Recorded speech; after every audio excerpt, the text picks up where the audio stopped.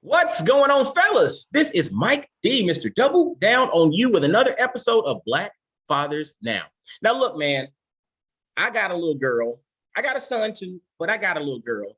And when you're raising a son and you're raising a daughter, you have to bring different tactical approaches to the table. And regarding my daughter, raising a daughter is something, fellas, y'all know it's something, right? And that being said, when you connect with brothers who are really keen on raising strong and confident daughters to the point where they have programs and trainings and they do speaking engagements and they do research and all of this all around raising confident daughters, when I interact with brothers like that, please believe I'm soaking up everything they have to offer. And that goes no further, no farther, further. I don't know the right way to say it. That goes no, that goes no farther than my man, Colonel J. Edward White. We're gonna call him Eddie in the interview, but his, government name is Edward J. Edward White, and he's a colonel in the U.S. Army. He's a husband. He's a father of daughters. He's a scientist. Actually, when we air this episode, he will be retired Colonel J. Edward White. So congratulations on, retirement from the U.S. Army. But this brother, man, has really committed his life to, helping other fathers become empowered regarding raising daughters. And he actually has a program entitled Raising Confident Daughters. So fellas, ladies listening to, because y'all like to tune in to what we're talking about, let's welcome my man, retired Colonel J. Edward White. What's up, brother? Hey, what's going on, Mike? How you doing today, man? Hey, I'm doing well, man. I'm blessed and I'm alive, so I'm just doing what God has for me to do. Yeah, look, man, honestly, sometimes we overcomplicate things, but if we literally just kept it that simple, life would be a little more smooth, don't you think? Yeah, it'll help out. It'll smooth out some of those rough spots that people kind of make a little bit more than they need to be. What do you say? Because you think life throws its own challenges, its curveballs and all of that, but it's like if you're playing baseball and somebody's throwing curveballs at you, why do you make it more difficult to hit the curveball that's already coming? Why do we tend to do that? I think some of it is, we talked before about expectation management. You expecting something, then when it ain't what you expect, you all sorts of thrown off. So therefore, you kind of always in the catch up. So if you kind of, funny, if you expect the curveball, then it's going to break. If you're expecting a fastball, then you think it's going to come straight. And so I think then you get into these sort of mind games about what are you jumping at, what are you not, jumping at shadow. So there's a whole lot to what is your expectation, and then how do you go about meeting that expectation in the beforehand and then during. Interesting. And as y'all kind of got a little snippet of, this brother's tactical. He and I have, we have our calls on a very regular basis. And one of the things that's interesting is, I come from a place of more personal development, you becoming a better version of who you are. And then the byproduct is really being a better father, being a better husband, being a better man, making more impact in society. My man, Eddie, comes with some tactical information. He comes with tactical approaches that you can actually put into action. And I know for me, that's kind of a hole in my game, so to speak, in regards to just tactical, okay, step 1 through 10, these are the things that I need to do to get to the goal. He's brilliant there. And so that's why I really wanted him to come on and kind of share some of the stuff that he has going on and, some of the approaches that he has. But before we jump into that, I always like to give shout outs because, again, who are we without our support system? Who are we without the wind beneath our wings that allow us to be the men that we are? So give some shout outs, man, and then we're going to jump into your story, my brother. Yeah, so obviously I'm going to give out to my dad. Me and my dad, we talk every week. Actually, we'll be talking, probably today. So we've been doing that for about 4 or 5 years. So my dad's obviously been critical in guiding me and raising me to be the man, the husband, and the father I am. My mom, I tell people I'm a mama's boy and I'm proud of it. So my mom has always been there. Of course, my wife, been married 26 years. So she's been, by my side, provided everything I've needed in my life, to be honest, and everything else is just gravy.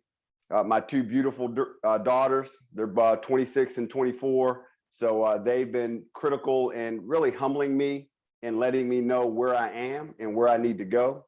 And those are all the earthly people. I tell and I got to give a big shout out to the Holy Spirit. He's been my company, and he's guided me for years to get me where I need to be, and to give me confidence in getting there. So that's kind of my short list there, Mike. But you know what, though? It's not about having an extensive list. It's about having the right list. And from what you just shared, you got the right individuals and the right people on the list to do what it is you're called to do in life. So kudos to you, my brother. So we mentioned that, you mentioned your father, and you mentioned, your wife, your mom, your daughters. And it's interesting. You also said, your daughters humbled you. And I think we'll jump into that a little later in our conversation. But talk to us a little bit about your origin story, man. What are some of the things that literally led you to where you are today? Yeah, so I'm actually going to go back, Mike, to my dad, and I wrote a book, and the title of my book is Start Point, parenting in the quote unquote White House, and I use that deliberately because Start Point goes to what is your start point, and how are you affecting your lineage, your legacy. And so I asked my dad to write the foreword of my book, and I'll tell you, it revealed things I didn't even know about my dad, because you get close to your dad, but you only get that close to your dad. And he talked about how when he was born, his mom was a teenager. He's from Lynchburg, Virginia, and essentially he didn't know his father, which we can talk about later. She left him when he was a teenager, so he was raised by his grandparents. And then when his grandparents, passed, he went to foster care, him and his brother and sister. And then he got raised by two women, a mother and a daughter, through foster care. And he had to learn all this growing up. So when he became a young adult, he was sort of what almost a lot of us relate to as far as, okay, non-traditional, didn't have the dad present, had to learn through the system. And when he got out, he ended up joining the military. He ended up going to college. He moved up to Pennsylvania, where he met my mom, and they got married. And they've been married their entire life, my entire life. They've been married, over, I think, 50 years now. And that is where my story begins, right? My story began there personally, but the legacy and the things that I passed down to my daughters and everything that I pray that they do started with me from my dad. And so when I was born, I grew up in a small town outside of Johnstown. I was born in Pittsburgh, and I was an extreme minority. I was the only Black who graduated from my entire school by the time I graduated. So I was around a whole lot of white folks, and I had to adjust to that, and that was different. Good thing was my family was pretty much all Black, and they kept you grounded in, our culture. And my cousins I hung out with every summer, and just going out and understanding where you are. And that helped me navigate the space I was, but also recognize that everybody's an individual. So that was kind of my upbringing. Played sports, did well in school, ended up going to the University of Georgia, as you know, as a Yellow Jacket, but we won't go down that road. Graduated from there. Keep my mouth shut. I'll keep my mouth shut. Yeah, I want to say something. Yeah, but I'll let it slide right now. So yeah, then went to Georgia, got commissioned in the Army, met my wife. She was also in the Army, and we ended up having my daughters. And then we just went about doing what we did as far as raising them, which we'll talk about, and everything that goes with turning from a boy to a young man to a grown man, and how all that matriculated through. So that's sort of the story that got me sort of where I am now. But I can add more later on, but there's obviously a lot to that if you kind of expand it out, but I don't want to do that right now. Man, I'm gonna tell you, it's a couple of things. First off, you mentioned that your dad wrote the foreword to your book, and when he wrote the foreword to your book, he revealed some things so you weren't aware of his upbringing when you were growing up, or was that something that was shared with you later, or did you just find that out when he wrote the foreword to the book? If he told me before, I didn't remember it. And it really didn't come to light until I read it. And I was like, wow, I didn't piece all this together, because I really never had a big relationship with his side of family. I went to my cousins, that's on my mom's side, and went to my aunts in Pittsburgh area. But essentially my dad's side of family was, a Black wall. Now, we did some years ago, we did that whole lineage. So you went through all your grandparents, and we were able to trace back to 1864, 1867. We had talked about before about how Black fathers hadn't been Black fathers that long, if you look at, generationally. So we kind of did that, but I'd really never met and knew a lot about my dad's side of the family. And it's fascinating because I then think about what if you had not written a book, and more importantly, what if you had not asked your father to write the foreword to the book? How much of his story would not have been told or would have not resonated with you? I think about that one, but then the other side of the coin is the overwhelming majority of us are not authors, right? So the overwhelming majority of us don't write a book, and even fewer of us, like I've authored 2 books myself, but fewer of us ask our father to write a foreword in which they're open to pouring in or adding insight that we're totally unaware of. So think about how many individuals have stories that ultimately will go to the grave with them that could be huge, of huge monumental impact on their children, their grandchildren, generations to come. A lot of the stuff you're building now and doing now is a result of your father's story, which basically started everything going. Like I think about, like, what if you had not just asked your dad to write the foreword to this book? How much of this stuff that you're doing now would not come to fruition? Yeah, I'm not sure. I mean, it was very revealing. And the one thing that I found, I was scared of my dad until I was 16, right? My dad, he was a recognized stud in football growing up in Virginia, back with his school, Dunbar. He's 6 foot and some change, and he's old school. So, and I'm, so he raised us old school, if you will, although he really spent time talking, but you still had that air. So, I mean, it wasn't until I was grown, maybe about in my mid 30s, that I actually started having more depth in the relationship. My dad plays golf all the time. We did this long drive on a golf vacation with some other guys, and we talked for like the whole 3 hours. It was the most in-depth conversation. We talked about everything, and that really started to reveal things. And then about 7 years ago, I went to him and I said, "Hey, Dad, look, I don't know if our relationship is where it could be, so I want to talk to you every week." And my dad was like, "Yeah." So we talked about whether it was politics, then we just moved into sports and just life. And then that generated more in-depth conversations and stories. So I think I may have gotten some of those, but that forward really kind of, it just, it's something when you read about your dad. I don't know, you kind of get those insights. It connects with you, particularly because his story wasn't like mine. He didn't grow up in a 2 household and have everything square. He didn't have his friends come to his house because his house wasn't, the same way as theirs was. And he just did different things that he explained that really helps you connect with people, because every story is different. But the thing that resonated with me from a start point perspective was he created his own legacy. So underneath my dad's line, my brothers and sisters and all the grandkids, but he did that. You trace back to 1945 or 1960 when he was growing up to whenever that started. And that's my vision for any dad I talk to or father is, look, your legacy is going to go beyond you, right? And that's what you're really pouring into with educating yourself and investing in your kids now. Man, dude, I mean, again, it's like it just hit me when you said, had you not read the words of your dad's story, it would not have hit you on the same level, right? Now let's take it a different direction. When is typically, this is just typically, not for some, but typically, when is the first time you actually read about your father? Probably when he's on his deathbed or gone. I don't know if you go that deep that fast. Dude, I'm gonna tell you, it's so interesting. I was just thinking about, it's like chills just went up my spine thinking about it. If we don't have those opportunities to read about some of the things that, our family has done or whatnot, the first time you may read about your father is an obituary. You see, it's just, it's so profound, because then something happened in you 7 years ago where you said, "Dad, I want us to talk every week.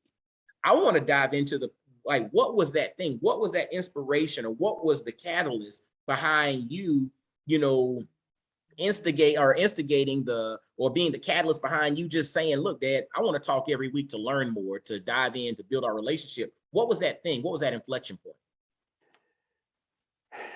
You know what? That's an interesting question. I mean, by my nature, I tend to be proactive and forward thinking. Obviously, we've talked, so I always kind of project out. And what I try to do is if I see something coming, I try to figure out how not to be in a position after it comes to fruition to be reflecting or be regretting what I did or didn't do.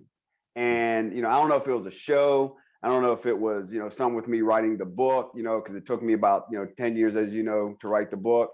But whether it was politics, but it was just something in my spirit that said, you can do more, and your dad's not going to be with you all the time. I mean, there's a finite amount of time, and you can do more, and you need to take action to do that. And so what I did, I just went and did it. And I tell people, I'm not one to have where, when my dad passes, right? Nobody lives forever. We're going to be like, man, I wish I would have.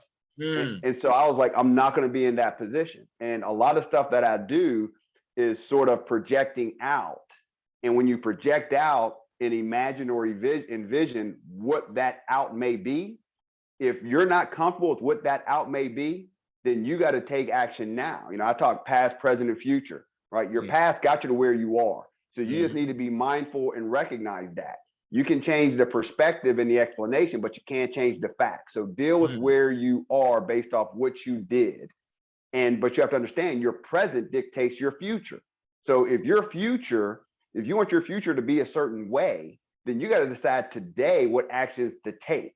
Because if not, then you're going to, in the same do loop of your past, cause your future to be jacked up if you don't like it. And so that past, present, future dynamic helps me sort of look forward and say, this is what I expect that's going to happen or what I want to happen. If I don't do anything different today, is that going to happen?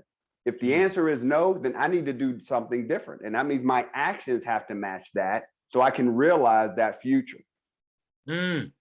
Look, brothers, I told you the brother's tactical, right? And, he thinks about things strategically. And like he just mentioned, he's one that if you can do more, you need to do it. If you need to take action, you need to take it. It's not about waiting for it to happen and be reactionary. It's about being on the offense, right? It's interesting. Some people are, in football, they say, offense wins games, defense wins championships, right?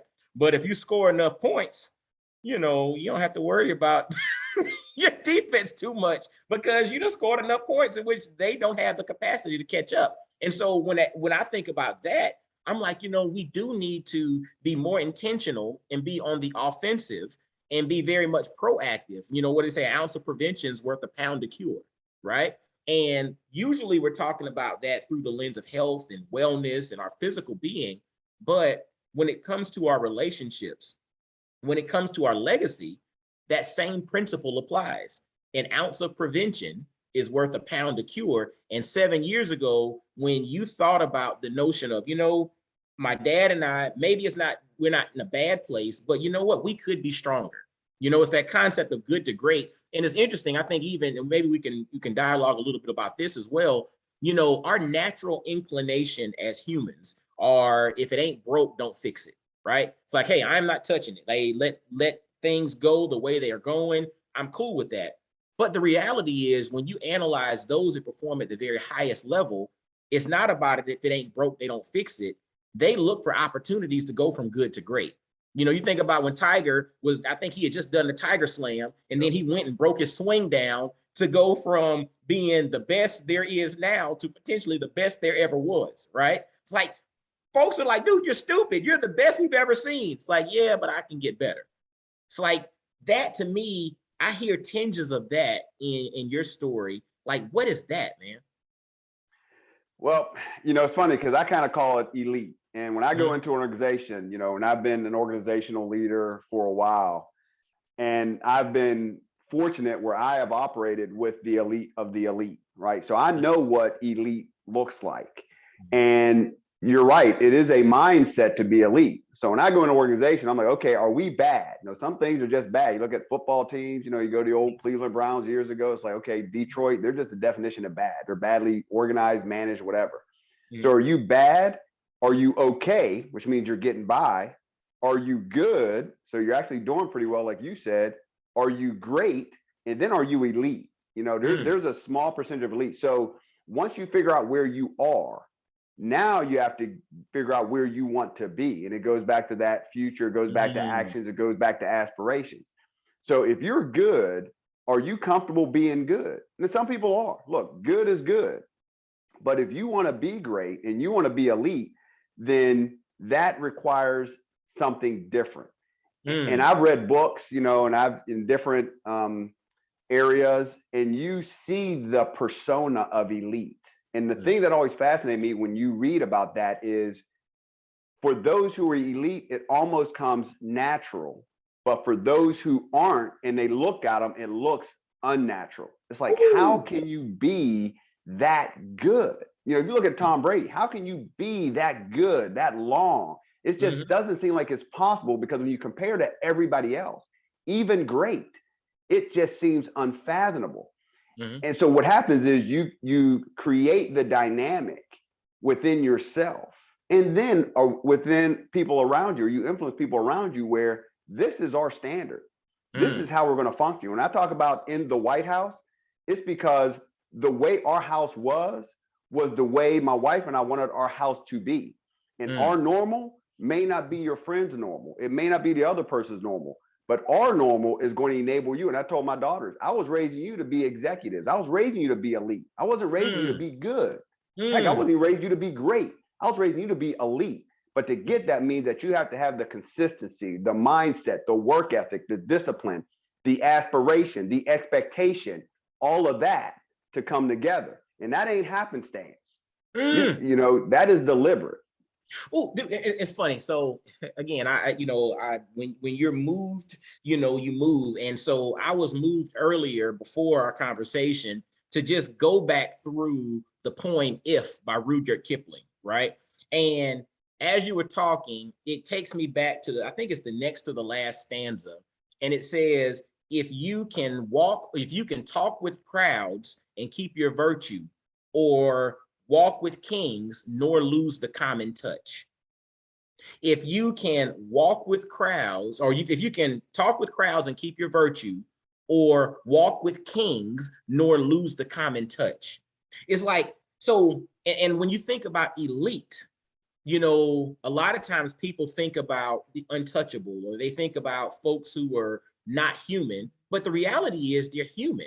They're just elite in their performance in some category of life. And the other part to it is they may be elite in this aspect of life, but be struggling in that aspect of life. So one of the things that's interesting is when I think back to that stanza from if you can talk with crowds and keep your virtue, that means, can you deal with crowds and still keep your honor, keep your honesty? Can you keep your integrity in the midst of the crowds, in the midst of all the stuff coming amongst the common folk? Can you keep your integrity in regards to who you are? But on the flip side, when you hanging out with the elites of the elites of the elites, can you not lose the common touch? And I think so many folks who fall into air quotes elite categories have trouble with either or. Either they're totally disconnected with the common person because they're so elite and they're flying private and, you know, in palaces and mansions and all that stuff. So they don't know, they never been in a grocery store. They haven't been in a grocery store in 20 years, right? Or they don't know how to navigate and keep their authenticity amongst the crowds. And so when you mention elite, you're not talking about being an elitist. You're talking about elite performance, correct? Yeah, and that's a fascinating way your explanation of that was, because this is my reality, right? When I was growing up, I didn't aspire to be elite. I actually aspired to be above average, right? And my above average was above average to all of my white counterparts, right? Because I was the only Black kid in the entire school. And, you know, and my parents, you know, I always knew who I was, what my ethnicity was, and the whole nine.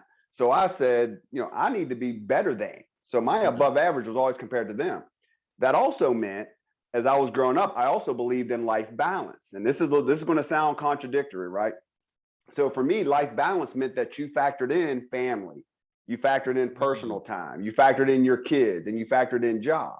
So you didn't compromise one for the other. You know, some people are talking about the Venus Williams, King Richard. Yeah. And I remember listening to Kobe Bryant, you know, in the interview before he passed.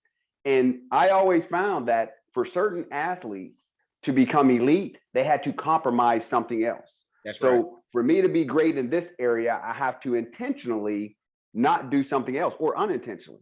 And I wasn't a big proponent of that. So when I was raising my daughters, I didn't necessarily push them to be elite in a given area. My daughter played soccer. She did soccer for Howard. My other daughter did gymnastics. She had won national acclaim up until she got hurt. My other daughter won national acclaim as well before she got hurt. But I never said I pushed them to be elite, because I was like, look, you need to be balanced, because in my view, in the long run, you can be great across the board, elite in certain areas, but balanced holistically. That's my aspiration for my daughters. So therefore, you had to be mentally, physically, emotionally, and spiritually healthy, all of them, financially sound, understand relationships, understand career. So therefore, don't compromise family for, let's say, a sporting event, because then you don't have that relationship. So when you want it, when you're grown, like we know, is fostered because when you were younger. So I always had to balance between how hard do I push them to do something they don't want to do? Because I'm like, if you don't want to be elite, then my decision, unlike King Richard, I didn't push them. I said, if you don't want to do it, then I will groom on what you do want, because I need to make sure that you understand life balance. So it was on them when they became adults on how they wanted to move into the elite, how they wanted to fashion their lives, what they wanted to do or not do, you know, relationship based, how much they want to work. My youngest daughter, she wanted to be a certified public accountant. Initially, she struggled with the test, but I'll tell you, she didn't necessarily put in the work to pass the CPA. So what did she decide to do? Okay, I'm not going to do it. She went and got another job, paid more money, different dynamic. Hey, that's her decision. If she was driven to be a CPA, and she wanted to put in all the hours and compromise other aspects of her life for that period of time, I know my daughter, she could have done it. But I raised her on lifestyle, on balance, on different things. But I'm aware of that. They're aware of that. What I'm saying is, if you're a dad and you want to raise an elite football player, basketball player, whatever, you need to understand how you're setting your child up whenever they're an adult. Because there's certain things, like you say, they're not going to fully appreciate and understand. And somebody's going to have to compensate for that. Just don't go in blind thinking, okay, I taught you to be elite, you're good. No, you know they ain't good. They have issues in other areas, so be cognizant of that.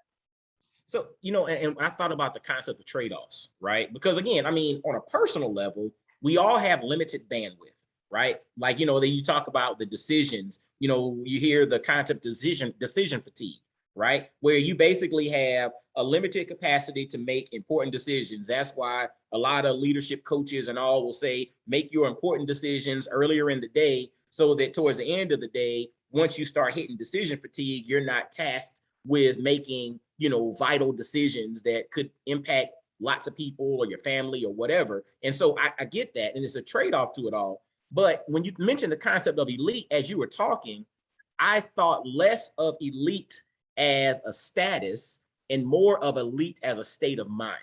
So it's basically just like another way of saying, like, you have high standards for yourself. It's not a status, because again, when people hear elite, again, based off of what you see and all of that, you're thinking, okay, I got to be in this neighborhood with this gated community and this whatever, and this private school and this something and this something.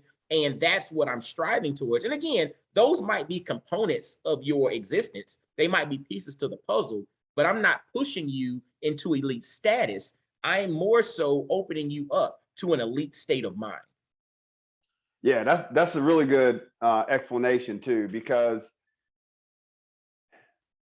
it's sort of about, they used to say, if you were poor, but you didn't know you were poor because your family didn't act like you were poor, then you didn't act like you were, you know, if you want to use the term ghetto, because, you know, you dealt with what you had, but you had a empowerment that meant that you owned where you were, and you dealt with it without, you know, disavowing or degrading yourself.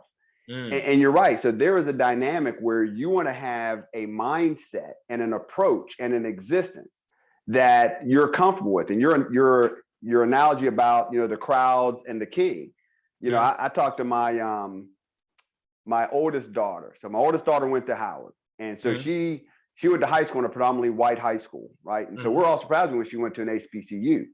And so you imagine she has similar my characteristics. And I told her, I said, look, Jalen, you're going to be in a powerful position because you've grown up as a minority amongst white folk, right? But you went to one of the most, popular HBCUs and immersed with Black folk. So you understand the dynamic where you can communicate and engage and relate to this full spectrum, Yes. and your ability to do that is a force multiplier. It is a multiplier because now your ability to influence, your ability to resonate with different people.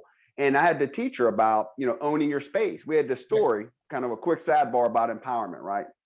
And this is taking opportunity to teach her kids. So she actually went to North Carolina with a friend, and her friend's dad played professional football. So they lived in a, rich, almost predominantly white neighborhood. So she went there, and after spending a couple of days together with him and her friend and his friends and everything, the last night before she came back, she went to this big event with help and at a big house and the whole nine. When she came in, they knew him. He was Black. He went to Howard. They didn't know her. So people are like, "Are you part of the help? Who are you?" And my daughter's like, "What?" I mean, she was taken aback. I mean, she's like, I think she's maybe 20 or 21 at this point.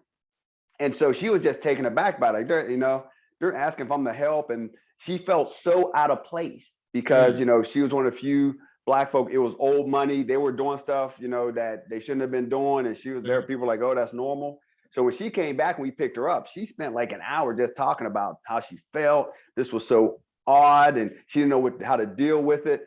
And so I took that opportunity to teach a life lesson, right? I called them life nuggets. So that next day, because I let her just go, there was nothing at that point she could hear. She just had to vent about how this was.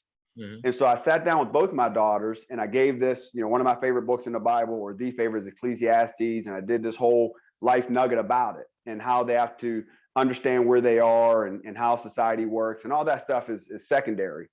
But the key part of that afterwards, I said, look, Jay, I want you to understand something. I said, wherever you are is where you're supposed to be. Whether God put you there, whether or not, you're my daughter, but you need to own where you are.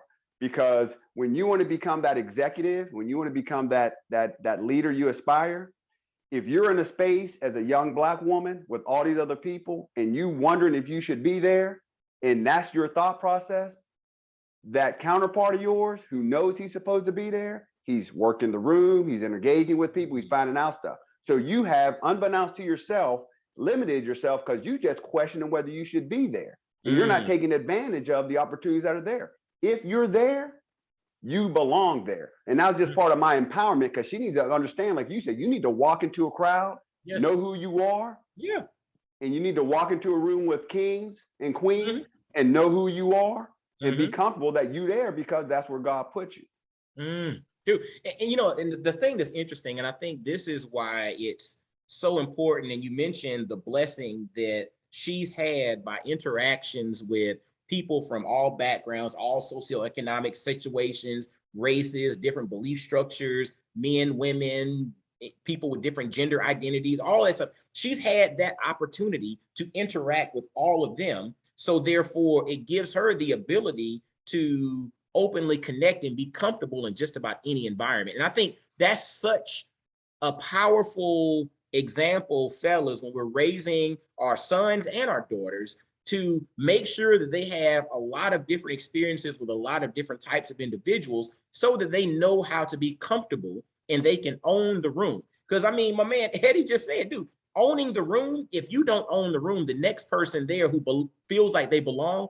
they will own the room. Therefore, they will get the opportunity. Therefore, people will be comfortable talking to them. And you got to have different experiences. And the other part to it is by having different experiences with people from all backgrounds and on all levels, it keeps you from getting starstruck, right? So sometimes you'll walk into a room and there's a celebrity there and everybody just wants a selfie and to take pictures. But when you understand that, yes, they may have a couple more zeros behind their net worth than you do, or they may have a few more million followers than you do on this channel or that channel. But the reality is they're still people like you and I. And a lot of times when I've interacted with individuals like that, they're sometimes taken aback when people are not starstruck. but that also opens up the opportunity for you to be amongst kings, be who you are, but then not lose the ability to have the common touch when you go and interact with the person who might not be that celebrity. No, that's good. You're right. You're right. And that is, you know, we talk about being deliberate and intentional about raising our kids, right? Mm-hmm. And so what aspiration do you have for your daughter? You know, part of my program is I ask all the fathers, you know, first, when do you think your daughter's going to be an adult? Because then you backtrace from that to try to instill everything you want in her. And then number two, what are those intangibles that you want to instill in her? You know, not just teach her, but instill, so she innately has. So, you know, when she goes out into the world, she has the characteristics and the attributes that will allow her to excel, to achieve the aspiration you have for her until you hand the baton off and she has for herself. And so if those attributes and characteristics are what you want in your daughter, then you got to take advantage of opportunities to teach. You need to create opportunities to teach. You need to identify when it's not going the way you want, you know, whether it's self-worth, self-awareness, you know, healthy relationships, resiliency, all these different things that you're like, man, I wish, you know, my daughter, I wish this person, or I wish I had. Well, if you want that for your daughter because you want your legacy to carry on in that vein, then you can't just be like, well, I hope she gets it. No, you have to be like, okay, I'm going to start when she's 6, 7, 8 years old. I'm going to reinforce this when she's 10, 11, 12. I'm going to keep an eye on this when she's 15 and 16. I'm going to reinforce this when she's 19 and 20. Because when she leaves my house, I know that she's going to be empowered. She's going to be confident. She's going to be self-aware. She's going to know what a healthy relationship is and not being a toxic one that's negative. All that's going to be there. But if you don't, then you just hoping and praying that what you did or didn't do is going to manifest itself whenever she's a young woman. And then you're going to be catching up because you didn't teach her money. You didn't teach her life balance. You didn't teach her how certain decisions have certain consequences. So now you're doing it when she's 24, 25, and now you in the catch-up game. Well, and I want to put a pin in that and come back to that in a second. But you mentioned something initially about, in essence, establishing when you define her as an adult and kind of reverse engineering the process. Again, brothers, he's tactical in how he approaches this thing. Can you unpack that a little bit? The notion of establishing when they're adults and it's kind of reverse engineering to where they are now, and then instilling them with all the things you need to pour into them before they go on their own? Yeah. So, you know, there's I've had different conversations with different dads in my program and even just philosophically. And I always say, typically you're going to be an adult defined by one of two ways, either age-based or accomplishment-based. So some of us, and all the men are listening, some people are like, look, you're 18, you out my house, right? 18, you grown at this point, whether you're ready or not, or it's 21. You know, some people say 25 because we matured late, whatever it is. Or is it when you graduate high school? Is it when you graduate college? You know, at what point do you deem them to be an adult? And the reason I offer that is there is a point where you go from deciding and directing what your kids do to advising what they do. And if you don't recognize that point of change, and if it ain't the same with them either, then you're gonna have a lot of friction, right? If you have a 30-year-old living in your home and you think you're directing them what to do, but they have an adult mindset, even though they're living with you, then, you know, I had a friend of mine say years ago, he said, look, houses are made for two adults, right? Because you get that friction and disagreement, it becomes problematic. So you identify that age, because now, and I say you do that early, because when your daughter's 4 or 5 years old, they don't have necessarily dreams of being the vice president or being a CEO, right? They're just trying to figure out how to do the different things that a 4 or 5-year-old do. They're relying on us as fathers when they get to the point of moving from being a baby and figuring out how to walk and goo goo gaga. When they get to the point where we need to develop them to be young adult women, they expect us to help raise them to be young adult women. If you're treating your 9-year-old like she's 1, you ain't doing what you should be doing as a father, as a steward, to prepare her to go into the world. So at 4 or 5 or 5 or 6, depending on what age you want to take, you transition from, you know, helping her and nurturing her to investing in raising her.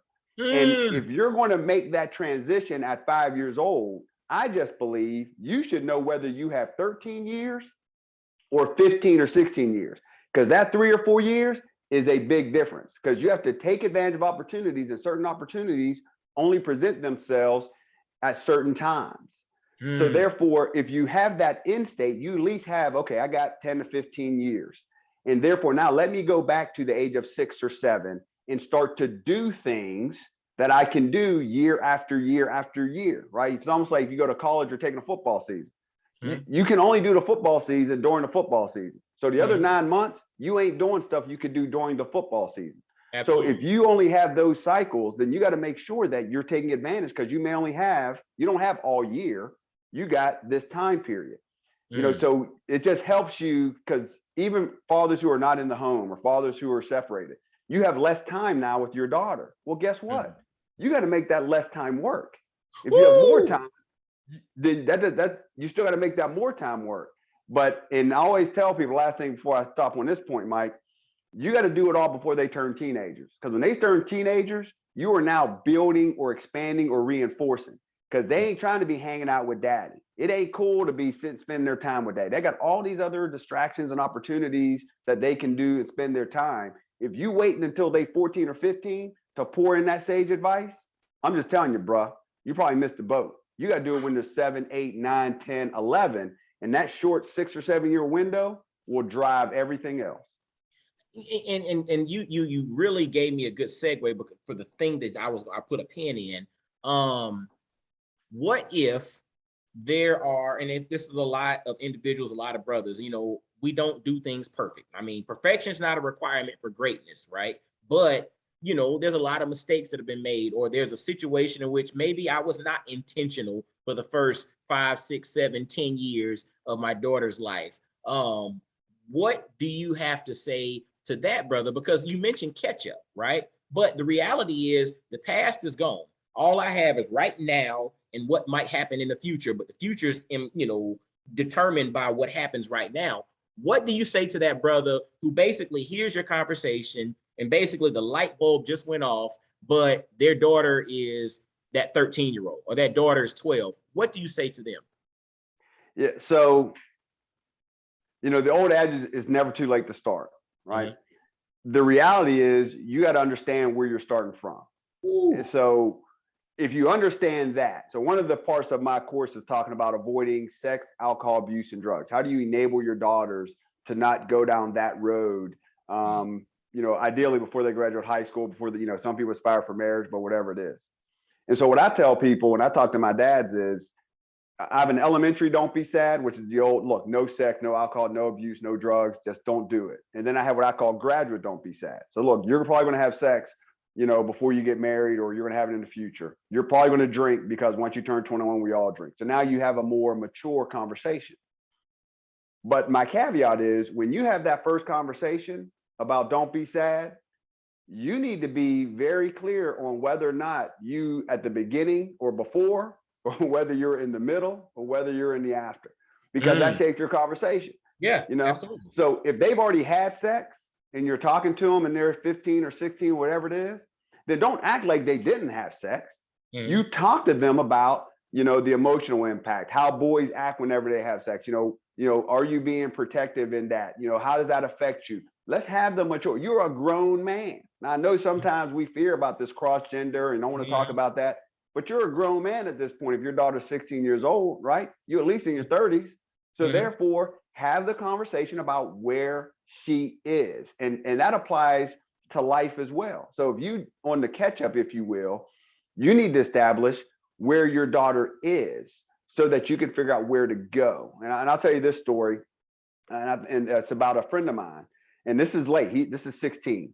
So I did this thing with my youngest daughter to build our relationship, where we walked every week. And it was to help build our depth. I didn't have any lessons I was trying to teach. There was no phone call, no phones. It was like, hey, let's build our relationship in comfort. And I told a guy who's a coworker of mine that I did this. And he kind of was in this friction space with his daughter. He said, man, hey, that's a great idea. I'm going to go ask my daughter. So he goes, go ask his daughter. I found out about 3 weeks later when I was like, hey, how things are going. He goes, man, I was about to fly out. I got a call at the airport. My daughter had attempted suicide. Mm. And I was like, what? He goes, yeah, I went to ask her if she would walk every week with me. And she said no. Their relationship was at friction or fractured. And that come to find out, she was at a point where she was in a place to commit suicide. Prayerfully, it didn't succeed.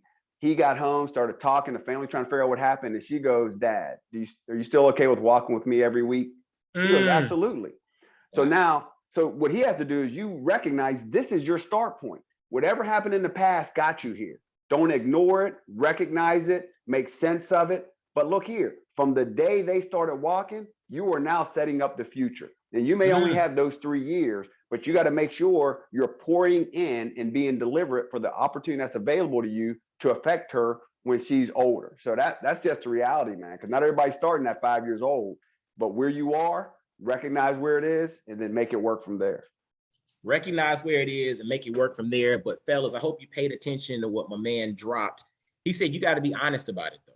You know, is it or you know, and you when you and I talked before, you mentioned preconditions, conditions, and circumstances as you know in various scenarios. And I thought about that when you were talking because you really have to look at where you are and be honest about it, right? We can't, you know, we can't fake the what is it? Can't fake the funk on the nasty dunk, right? You can't act like something ain't happened if it's already happened. We can't act like, okay, we're in a great place if we're not in a great place. You have to start from a place of honesty. But like you mentioned, that's your start point. That's the point at which, okay, I can build from now, but I have to be honest. It's like when you go to the doctor and something's going on. If you don't tell the doctor the truth about what's really going on, that joker can't help you. You know, you're trying to beat around the bush on something, maybe it's embarrassing, and you're like, yo, it's kind of sort of, and you don't mention it, he can't help you. You know what I'm saying? And so, same thing with a therapist. If you don't open up and say, look, this is the real issue. I've been telling you, I've been fluffing about all this stuff. This is the real thing. If you don't share that real thing, you cannot get to a real solution. So, without the real thing, there's no real solution. And that real thing offers you the opportunity to really have a real start point. Otherwise, and I think it's interesting, as you were talking about that, I think about not just parenting our daughters, but then our relationship with our spouse, with our wife, or you know, relationships with your homeboys or whatever. We think things are at a certain place and we go on acting like they're at a certain place. But the reality is we're not honest to realize that we're really not there. The start point is actually in another spot. And if we don't really come to grips with that, we cannot move forward effectively. Yeah, and now my daughter just used this the other week. I told her this years ago. It's my soup and jello Mm-hmm. analogy. You know, Okay. I'm like, you know, you sitting there and you're eating something and you think it's soup, right? Mm-hmm. So you're using the spoon and you think, oh man, this is good soup. But the other person sitting there looking at it like, man, that ain't soup, it's jello. And you're like, what are you talking about? You know, it's the consistency and everything. And it's just this dynamic where what you are doing is not actually, or where you at are not actually where you are. You think Mm-hmm. you created the phenomenon to believe it is, but actually all the indications are it is not what it is. And I can't remember, it was a year, one of those life nuggets I told years ago, but she always uses the soup and jello, but I always use that to say, you know, one person thinks you're eating one thing, somebody else thinks they're eating something different. And until you reconcile that it is either soup or it is jello, and everybody agrees that that's what it is, then you having a conversation about a type of food, I'm having a conversation about a type of food, and our realities ain't the same. And that goes, like you say, relationships, friendships, whatever. Soup or jello, what is it? Man, dude, I'm gonna tell you something. Again, my mind goes abstract sometimes. And you were talking about starting point, right? And when you're dealing with relationships with someone else, whether that's your daughter, your spouse, your son, anybody, whoever you're dealing with, if you're not coming from the same starting point, you cannot you can't draw a single line. See, it's interesting. So, like if you think about a piece of paper and there are 2 points, you create 2 starting points, right? They're different places. You cannot draw one single line in another direction from 2 different starting points. Whereas if you have the same starting point, you can draw a single line together. And so it's interesting, as you were talking, I was also thinking about this whole notion of being honest on what it is, but also having clarity from all parties involved that that is the actual starting point. Because if we're not clear on that, we can't draw that single line in the direction that we're trying to go. Absolutely. I mean, one of the first things I talk to my fathers about is communication, right? And couples communication. And so when you talk about that, having that vision, that aspiration, and when is your daughter going to be an adult, and what do you do behind it? You know, it's a matter of agreeing that that is the definition. And then, you know, one of the parts I talk in my class is standards. And I talk about identifying standards, then you define the standards, and then you make sure that you and your wife or your parenting partner have the same definition. Because, and this goes into discipline, and whether you use the term, you know, we use the old term is, you know, don't act up or act right or man, or whatever you want to say. But ultimately, you know, if you take, how are you supposed to interact with adults, for example, when you're teaching, this is when your daughter's single digits, right? Manners, how you act when you go out in public. Well, if you don't explain to them, I expect you to look in their eye or not be on your phone, or to, you know, yes, ma'am, you know, no, sir, yes, sir. If you don't teach those, that's the manners you want your kid to have. And then you start, you know, old school, smack them on the back of the head because they ain't acting right. Then what you got to do is look on the front and say, okay, did you identify that? Did you identify what you expect that attitude and that and the way they act to be? Did you define what it is to you? Because everybody says yes, sir, and no, ma'am, right? You know, and then is you and your wife on the same sheet of music? Because, and I do that early, because then when they become older and you add in intangibles, right? You add in what is self-worth and self-awareness. What is valuing your opinion? Well, if you're cutting them off in conversations and you're acting like what they say doesn't matter, then you don't know, but you're just devaluing them. And then when they become teenagers and they stop talking to you, you're like, I don't understand, why ain't they talking? Well, every time they talk, you cut them off. Well, at a certain point, the teenager's not going to do it. And so, but if you identify self-worth, right, as important, and empowerment and independence as important, and you and your wife agree, then when they start talking, be quiet and listen. Let them finish, then respond, and respect what they say. Even if it doesn't make any sense, they're young, it's not. Respect what they say. Have a mature conversation. Drop some nuggets. Let them go back and then come back and talk to you later. Now you are giving them the independence. You're giving them the respect. They're valuing their opinion. Because if your dad doesn't value your opinion, your mom doesn't value your opinion, then who's going to value your opinion? But yet you're going to be complaining when they're older about why they ain't, you know, all proud and they can't go and own their space. But that's an undercut thing we do. That's why you have to really have that up front. You got to know what you want. If you don't know what you want, you're going to set the conditions for what maybe you don't want.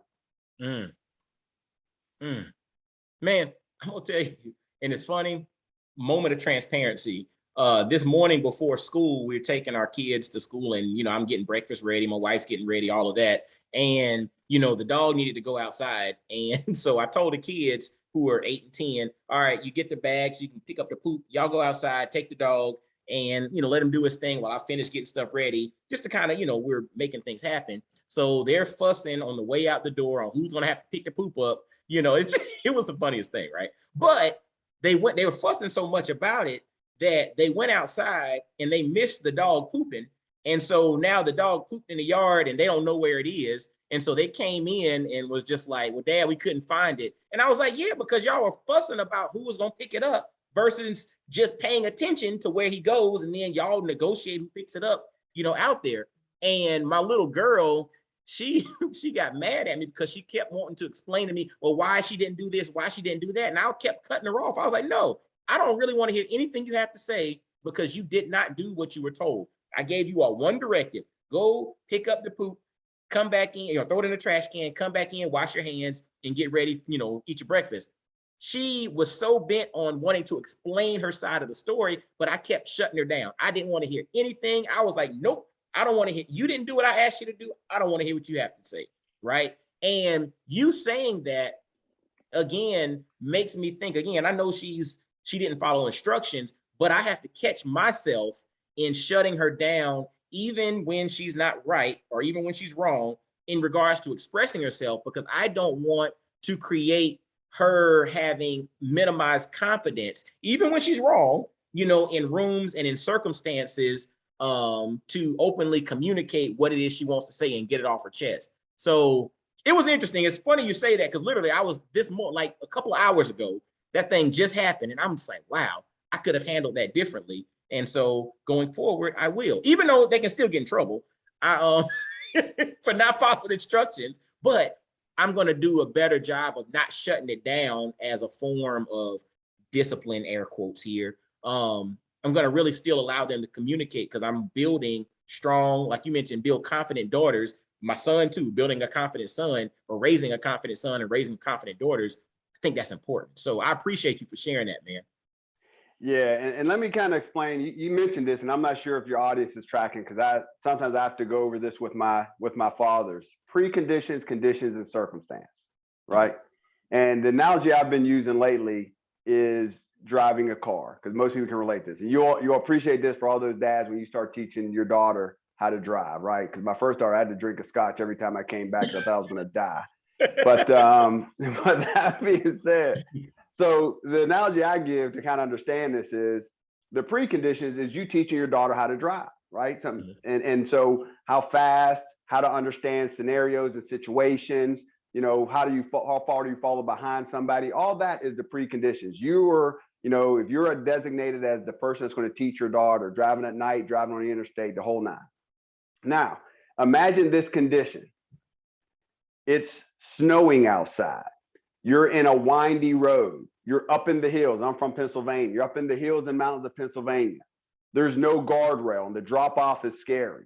And your daughter's driving, right? So you set the conditions now to have your daughter drive in these weather conditions with the car along these windy roads. The circumstance is you about to go around a S turn or a U curve or a tight turn.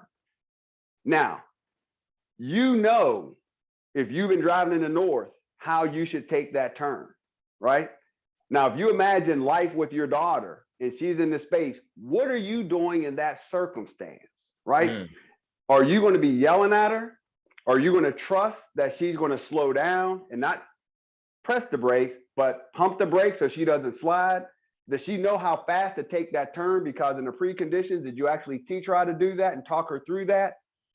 You know, what is the risk if she doesn't do it, right? So all that, you talk about that dynamic. How are you interacting or what did you teach? Because us as fathers, we know if you drove for a while, you've been in the snow and you know sharp turns, you know how you should handle it. So what you're trying to do is if you can anticipate it further back, A, you might not have her drive, but if she is going to drive, you're going to make sure maybe you taught her when you were teaching her how to drive. If not, you're going to explain to her and your relationship is going to go how she responds. Oh yeah, Dad, you're right. Or Dad, I know what I'm doing. Girl, you don't know what you're doing. You ain't never drove in these conditions. Why are you going so fast? Why are you worried about how fast I'm going? Because guess what? You understand how much control you don't have as a dad when you sitting in that car and your daughter's driving. She controls everything. She's riding close to that curb and there's no shoulder. That's why I was drinking. How fast is she going? How slow is she going? So all you dads who are out there with your single digit daughters and ain't learned how to drive yet, trust me, when you're teaching your daughter to drive, you will learn about preconditions and conditions. You'll learn about influence and relationships and communication. That's why I teach what I teach when they're younger, because I went through that. And you realize that when they leave the house as well. So if you're trying to imagine what precondition, condition, and circumstance is, imagine that scenario and how you are sitting in the passenger seat and how trustworthy and how your relationship and what your confidence is with your daughter driving the car in that scenario. Fellas, look, what he just said there, right now you may be driving your daughter, right? And actually your daughter may be sitting in a booster seat or sitting in a car seat, but it's going to be a time in which she's going to be driving and you'll be sitting in a passenger seat. But even more like telling or more impactful is there's going to be a time in which, guess what? You're not even going to be in the car and she's going to be driving.